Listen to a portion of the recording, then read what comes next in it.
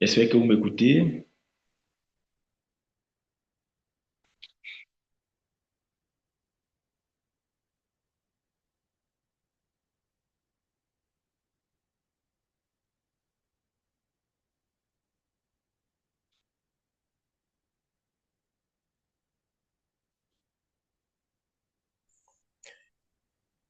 Affirmatif, pasteur. OK.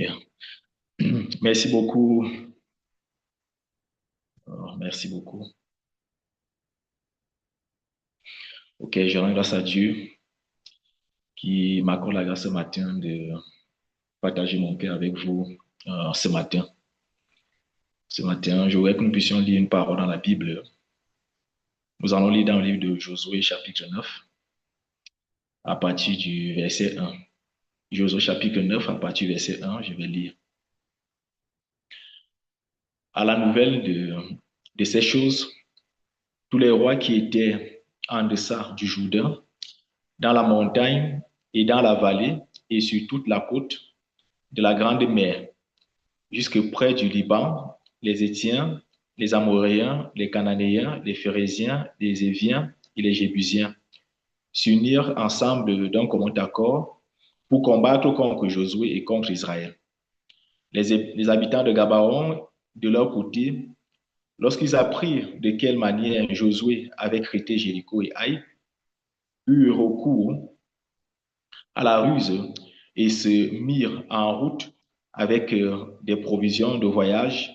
Ils prirent de vieux sacs pour leurs ânes et de vieilles ours à vin déchirés et recousus. Ils portaient, ils portaient à leurs pieds des vieux souliers raccommodés et sur eux de vieux vêtements, et tout le pain qu'ils avaient pour nourriture était sec et en miettes. Ils allèrent auprès de Josué au camp de Gilgal et ils lui dirent, ainsi qu'à tous ceux d'Israël, nous venons d'un pays éloigné et maintenant faites alliance avec nous. Les hommes d'Israël répondirent à ces Éviens, peut-être que vous habitez au milieu de nous et comment ferions-nous alliance avec vous? Il dit à Josué, nous sommes tes serviteurs. Et Josué leur dit, qui êtes-vous et d'où venez-vous? Ils lui répondirent, tes serviteurs viennent d'un pays très éloigné, sur le renom de l'Éternel, ton Dieu, car nous avons entendu parler de lui, de tout ce qu'il a fait en Égypte et de la manière dont il a traité les deux rois des Amoréens au-delà du Jourdain, Sihon, roi de Hesbon, et Og, roi de Bazan, qui étaient à Ashtaroth. Et nos anciens et tous les habitants de notre pays nous ont dit, prenez avec vous des provisions pour le voyage, allez au-devant d'eux et vous leur direz, nous sommes vos serviteurs, maintenant faites alliance avec nous. Voici notre pain, il était encore chaud quand nous en avons fait provision dans nos maisons le jour où nous sommes partis pour venir vers vous. Et maintenant, il est sec et à miettes jusqu'au verset 12. Je suis infiniment reconnaissant à Dieu pour la grâce qu'il nous accorde d'être à l'Église. Il nous a sauvés, nous a ajoutés à l'Église et nous permet de demeurer dans ce monde merveilleux qu'il nous a donné. Lorsqu'il nous a sauvés, il nous a donné pour héritage la parole, sa parole. Il nous a donné pour héritage sa parole. Il nous a destinés à vivre par la foi. Ça veut dire que l'héritage que Dieu nous a donné, c'est la parole. Alors, ce qui fait que pendant que nous vivons et que nous vivons devant Dieu, tant que nous allons s'appuyer sur la parole, il n'y a pas une situation que nous allons véritablement, qui va nous dépasser. Il n'y a aucune situation que nous ne pourrons pas surmonter. Mais la, le problème arrive lorsque nous n'avons pas la parole dans notre cœur. Lorsque nous n'avons pas la parole dans notre cœur, on ne peut s'empêcher véritablement d'être difficile. Et nous allons tomber et nous pouvons nous empêcher vraiment aussi d'être rejetés par Dieu. Pourquoi Dieu ne voudrait pas utiliser comme ses serviteurs des personnes qui n'ont pas sa parole. Celui qui fait le travail de Dieu sans la parole de Dieu, il est comme un imposteur. Alors Dieu voudrait utiliser ceux qui ont la parole, que ce soit les frères, les sœurs. En fait, nous tous sommes des serviteurs de Dieu, nous sommes des sacrificateurs de l'éternel, c'est-à-dire nous sommes au service de Dieu. Et pour cela, nous avons besoin de la parole pour pouvoir vivre devant Dieu et être utilisé par Dieu pour son travail, sa gloire dans ce monde. Donc, dans mon cœur, je suis infiniment reconnaissant à Dieu pour cette grâce qu'il nous a donnée. Et il nous a laissé à l'Église au son de ses serviteurs pour que nous ne manquons jamais de la parole dans notre cœur. Donc, je rends grâce à Dieu pour cela. Et lorsque le serviteur il voyageait pour la Corée, lorsqu'il est parti pour la Corée du Sud pour le camp mondial, il nous a laissé avec la parole de Jean chapitre 2, faites ce qu'il vous dira. Et nous avons vu comment est-ce que lui-même, il a pu expérimenter cette parole en étant sous l'Église, en écoutant la voix de l'Église, en écoutant la voix des serviteurs de Dieu, bien que peut-être plus jeunes que lui, ou alors moins expérimentés que lui, mais en voyant comment est-ce que Dieu il a pu travailler dans leur vie à travers le Free Weekend Academy, lui aussi pouvait descendre sous eux pour pouvoir recevoir véritablement aussi cette grâce. Et en faisant exactement ce qui lui a été dit de ses serviteurs, ses pasteurs du Kenya et du pasteur du Congo, il pouvait expérimenter le travail de Dieu.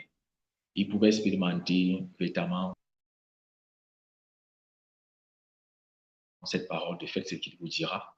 Et nous avons tous vu ce grand miracle qui s'est produit. Nous avons tous vu ce grand miracle qui s'est produit à travers le Free Weekend Academy. Vraiment, à la cellule d'orientation, nous avons vu plein de personnes qui sont arrivées. Et jusqu'à présent, nous voyons dans les académies de personnes qui participent et qui sont véritablement engagées dans l'engouement de participer. Près de 450 personnes participent au Free Weekend Academy chaque week-end. Et beaucoup qui viennent aussi de Colombie. Dans leur cœur, ils sont beaucoup reconnaissants. Et surtout du Mind Education, il y a beaucoup qui ont déjà changé leur mentalité en écoutant les cours de Mind Education à la chapelle classe. Il y a un jeune frère qui il venait de recevoir le salut, il participe au cours de sécurisme. En écoutant les cours de Free Weekend Academy, sa mentalité a changé.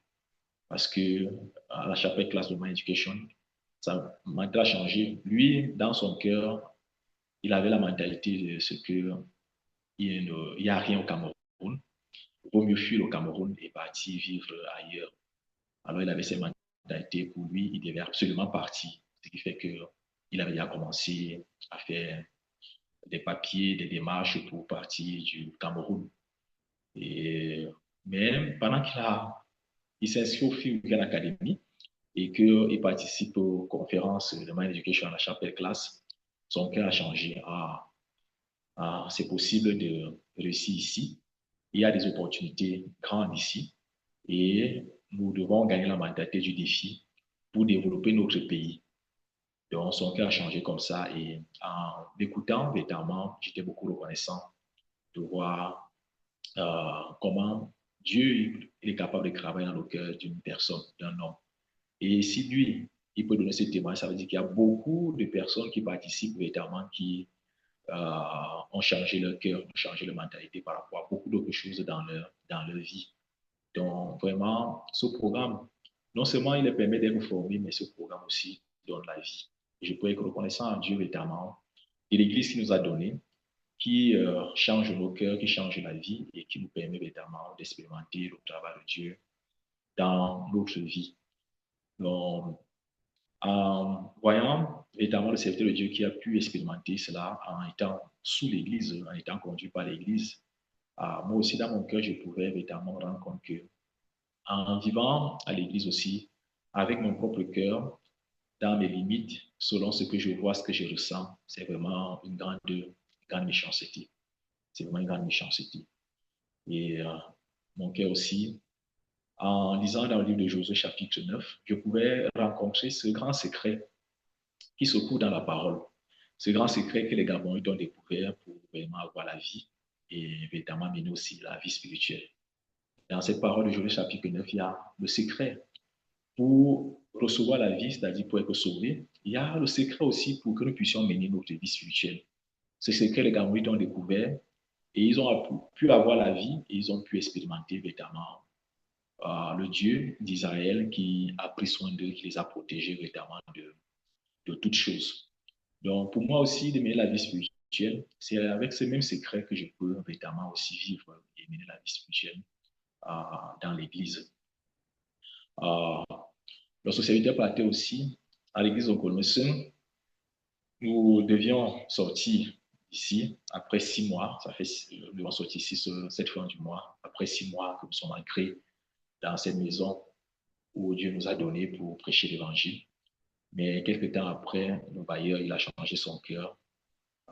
Comme quoi sa famille ne voudrait pas d'église chez lui. C'est comme ça qu'il nous a envoyé une sommation au mois de mai de ce que nous devons libérer sa maison à la fin du mois de juillet.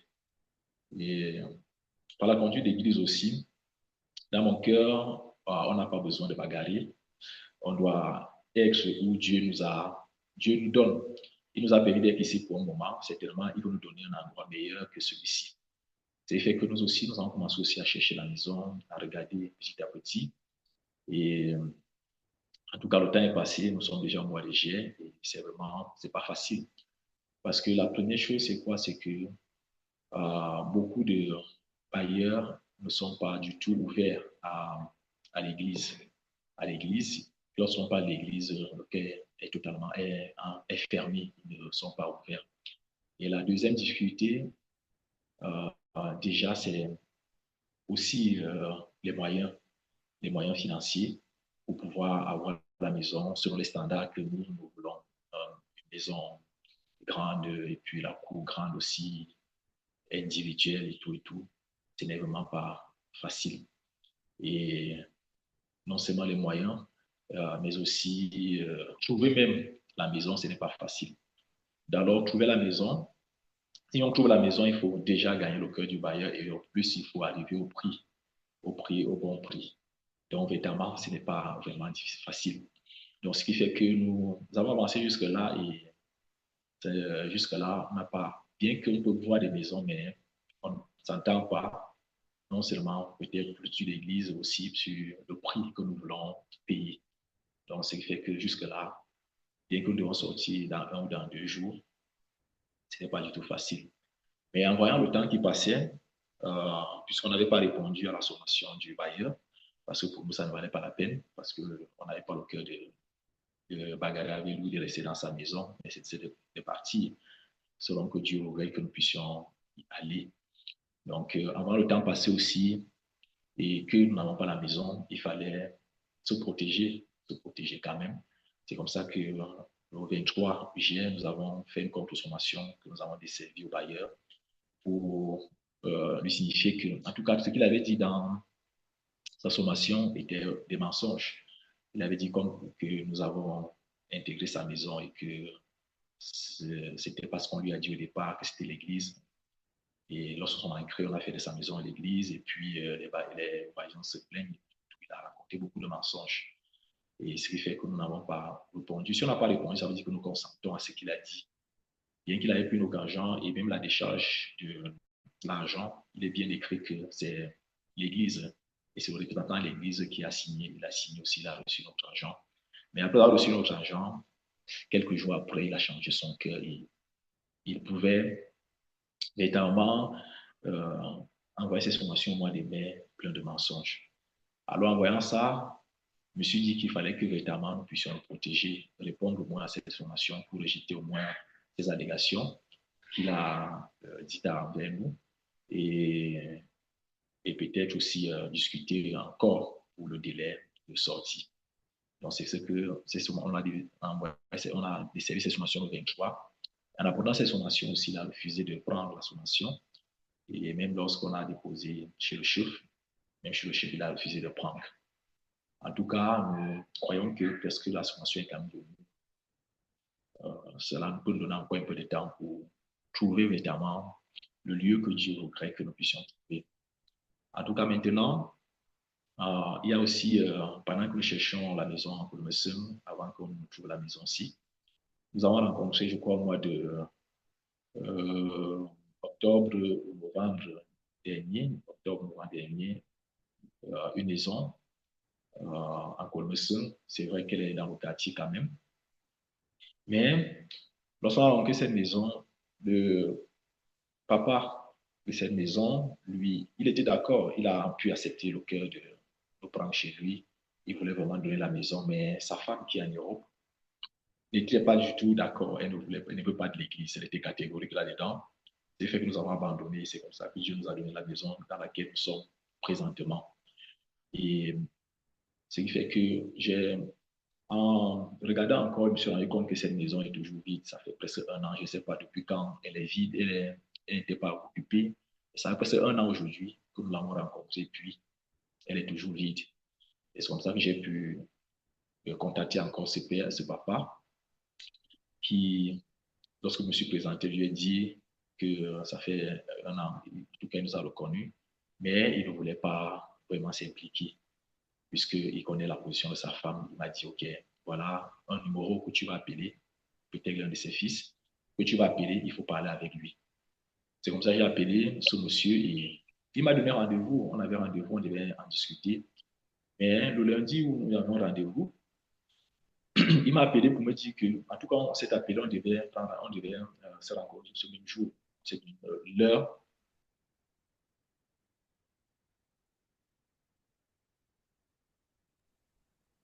Bien après, il m'a appelé pour me dire que ce n'est pas possible parce que sa maman n'est pas d'accord avec l'Église.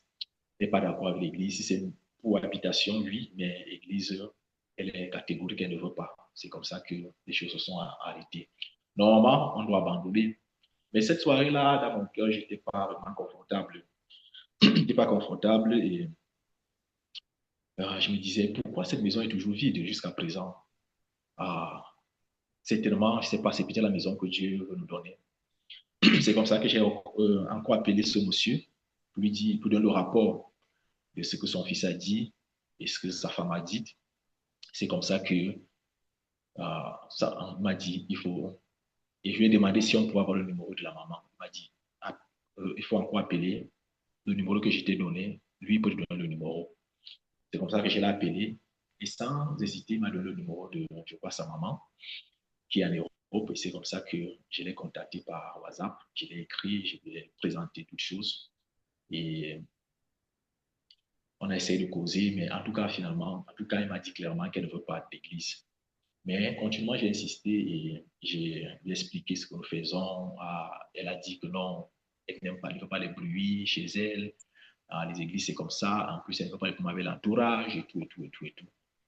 Et continuellement, j'ai été toujours derrière elle pour lui expliquer comment on travaille, si elle veut, elle peut venir vérifier comment nous travaillons, nos églises à Yaoundé. Continuellement, j'ai insisté. Et quelques temps après, elle m'a répondu en me disant que, OK, elle a eu, son cœur s'est ouvert. Alors, j'étais beaucoup reconnaissant de ce que son cœur, au moins, arrive à la position d'accepter l'église chez elle, ce qui est très rare chez les bailleurs. Donc, c'est bien une voie que tu as ouverte. Mais maintenant, nous sommes en train de discuter par rapport au loyer. Puis, c'est un peu dans le quartier. C'est une maison de 4 chambres. C'est une maison de 4 chambres.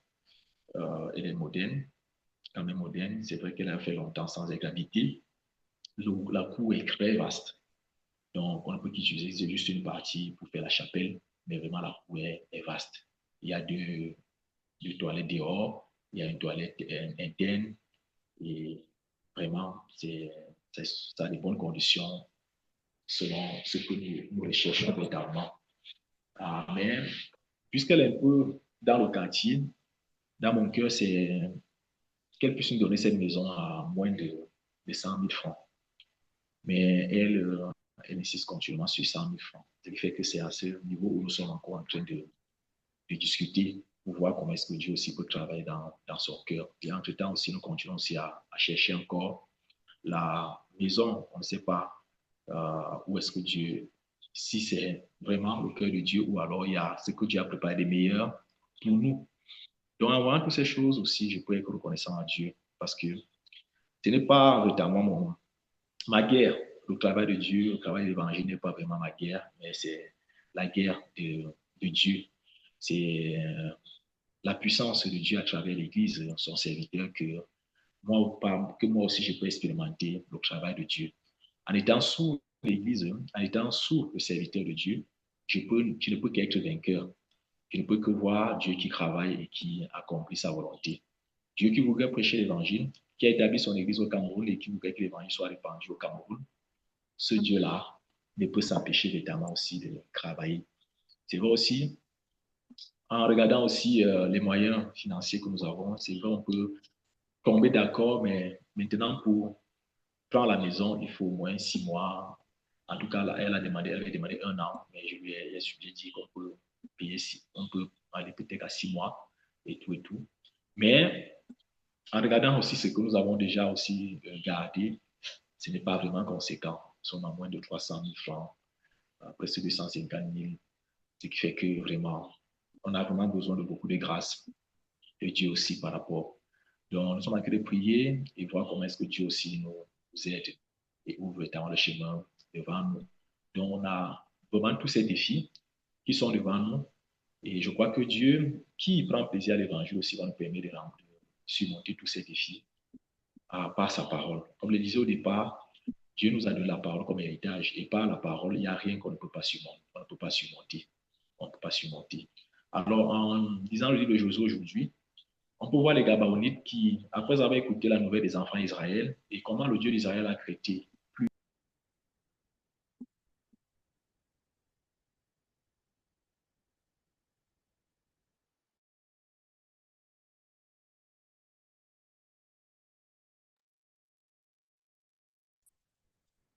Faut ouvrir ton micro, pasteur, tu as refermé.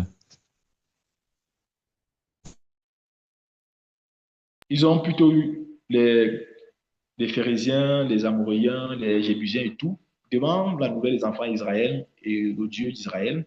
Le cœur qu'ils ont eu, c'est quoi? On va plutôt s'unir pour faire comment? Pour combattre Israël. On va s'unir ensemble. Contrairement aux Gabaonites, c'est surprenant.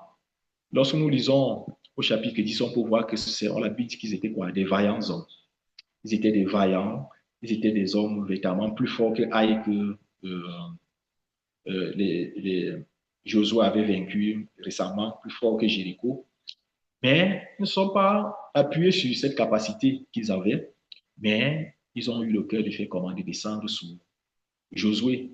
Dans leur cœur, ils se sont rendus compte que oui, nous sommes forts, on a la capacité, on a des moyens, on a beaucoup de capacités, mais nous ne pouvons pas vaincre le Dieu d'Israël.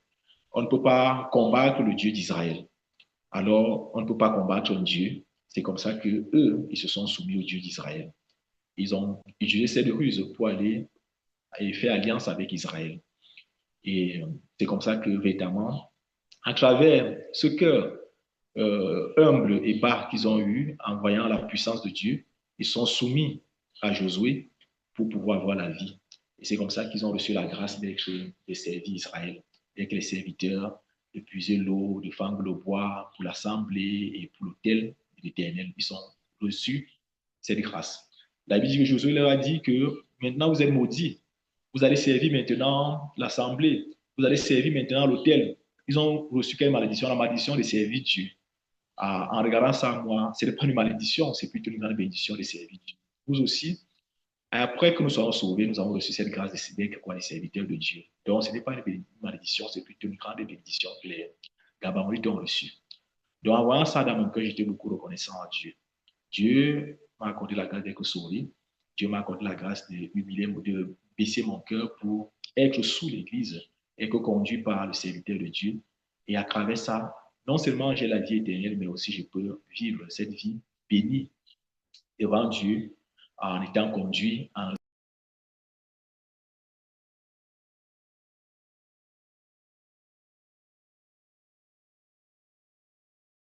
après qu'ils ont fait cette alliance avec Josué, après qu'ils ont fait cette alliance avec Josué, euh, quelques temps après, les rois, au chapitre 10, on peut voir verset 1, Adonizédek le roi de Jérusalem apprit que Josué était emparé d'Aï et qu'il avait dévoué par interdit et traité Aï, il eut alors une forte crainte, verset 2, une forte crainte contre une forte crainte, car Gabaon était une grande ville, comme une des villes royales, plus grande même qu'Aï, et tous les hommes étaient vaillants.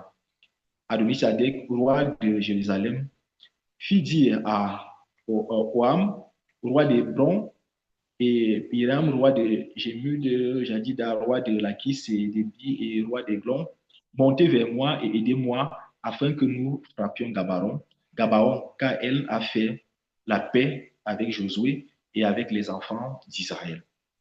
Alors ces rois, plus en voyant comment est-ce que je,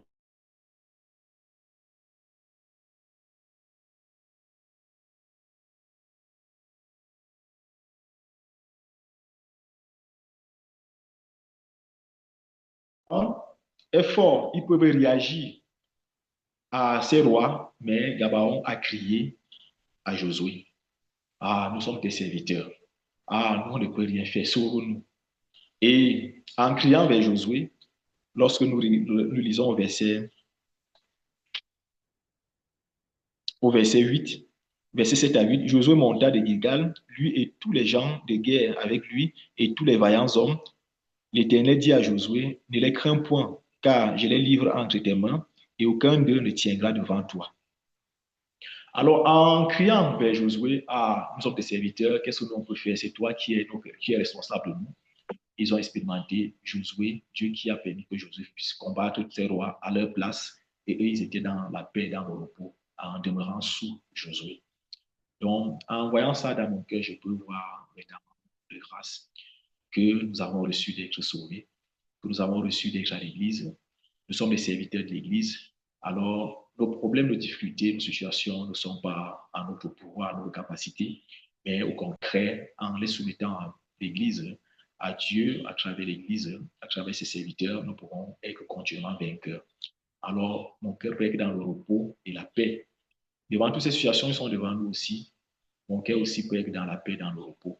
Ah, Dieu va certainement travailler. Ce n'est pas mon travail, ce n'est pas ma guerre, mais c'est la guerre de celui à qui je me suis soumis.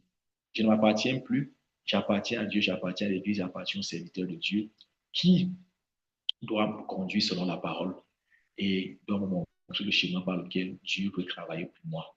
Donc, en voyant évidemment ce cœur que les Gabonais ont eu, moi aussi, je pourrais évidemment rencontrer beaucoup de grâce dans mon cœur. Ce n'est pas à moi de faire quelque chose. Je ne peux rien faire. Le secret que Dieu me donne, c'est quoi? Soumets-toi, sois sous. Sois sous. En étant sous l'Église, en étant sous le serviteur de Dieu, je vis, j'ai la vie et je peux avoir la paix, le repos et je peux surmonter toutes les difficultés que euh,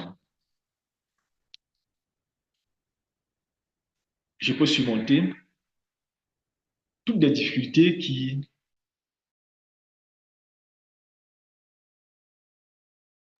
je peux surmonter toutes les difficultés qui s'exerceront